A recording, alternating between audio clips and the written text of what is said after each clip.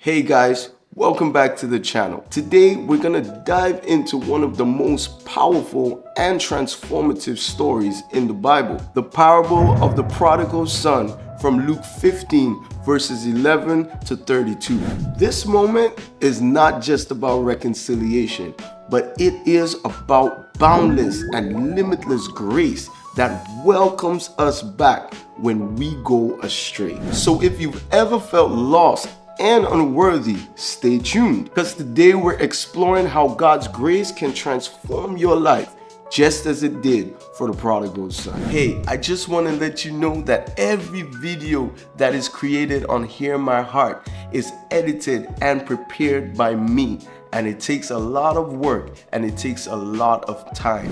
It doesn't take much to hit the like button and subscribe to my channel. This simply helps YouTube to know that people are interested in my content. Thank you for your support, and let's jump right in. Welcome to Hear My Heart.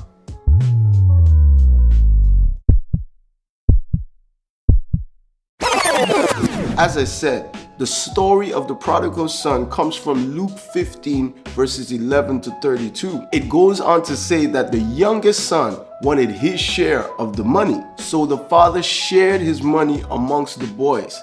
The younger son now took all his share of the money and left his father's house. The Bible said he spent all of it on lavish living, and in today's saying, this boy was balling. So while this guy was spending all his money and finishing all of it, the Bible said that there was a great famine. So he ended up with a man who usually would send him to feed the pigs, and instead this man feed the pigs. The Bible said he would eat all the pigs' food until his belly was full. So one day he said to himself, why am I here eating pig's food when my father has so much bread even to spare? He was saying to himself that he was gonna go back to his father and say to his father, Father, I have sinned against heaven and I've sinned against you. In his mind, now listen very carefully, he said that when he goes back to his father, he's gonna tell his father that he is no longer worthy to be called son, and he would like his father to accept him as a servant. He wanted that. So verse 15 goes on to say, and he arose and came to his father, and when he was a great way off, listen, when he was a great way off, his father saw him and had compassion and ran and fell at his neck and kissed him. And the son said unto him, I have sinned against heaven, and in thy sight I am no longer worthy to be called son. Remember, this is what the son is saying. The father has not said a word yet. You see, when we mess up, we make up a lot of things in our mind. Just like how the prodigal son said that God is going to see him as a servant and not a son, that's what we do sometimes. We see ourselves as so unworthy to go back to God, but that's not the mind of God. The Bible said, if you draw nigh, I'm going to draw nigh closer to you. But you have to be the one to make that first move. Even though you're messed up, you're still a son of God. And when I say son, I'm not speaking of gender, but I'm speaking of rank and I'm speaking of position. God never disowns none of his children. We are all God's children.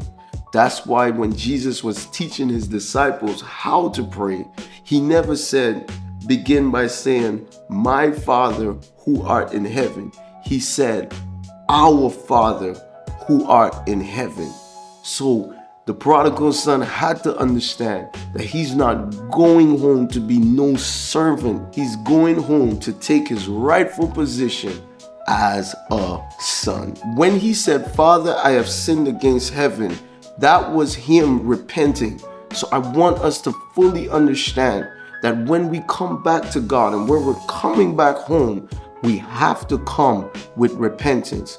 We have to come with sorriness in our hearts, and we have to come with a heart of penitency and brokenness. That's the open door for you to come back home. Let's go on. But the father said to his servant, bring forth the best robe, put a ring on his hands and shoes on his feet, and bring hither a fatted calf and kill it, and let us eat and be merry. For this my son, not my servant, my son, was dead and is now alive. He was lost and now is found.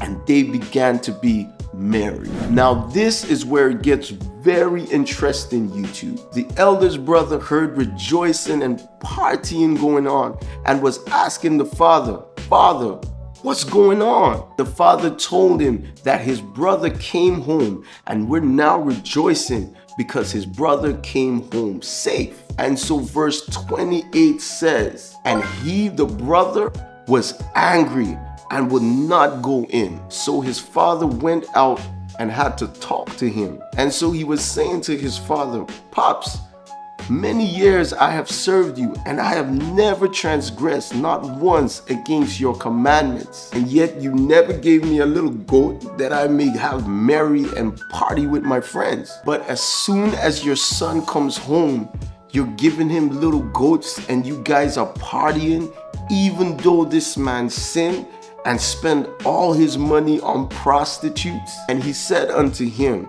you are always with me, and everything that I have is yours. This right here, I have to be merry and I have to be glad, because this your brother was once dead, but now he's alive. He was once lost, but now he is found. YouTube, God is a God of limitless grace. When we mess up and God forgives us, sometimes even Christians who live upright cannot understand the measure of God's grace. There was a time I couldn't even understand it until I had to experience it for myself. That's why I understand, YouTube, that God is a God of limitless grace. It never runs out. Romans 5:20 from the NLT says, God's law was given so that the people could see how sinful they were. And when we're speaking about the law, we're speaking about the 10 commandments, and you can find this in Exodus chapter 20. But as the people sinned more and more, God's grace became more abundant, more. The Message translation simply says, when it's sin against grace, grace wins hands down. Hey, check out this video that I recently posted, and check out this video that YouTube thinks that you should watch. Peace.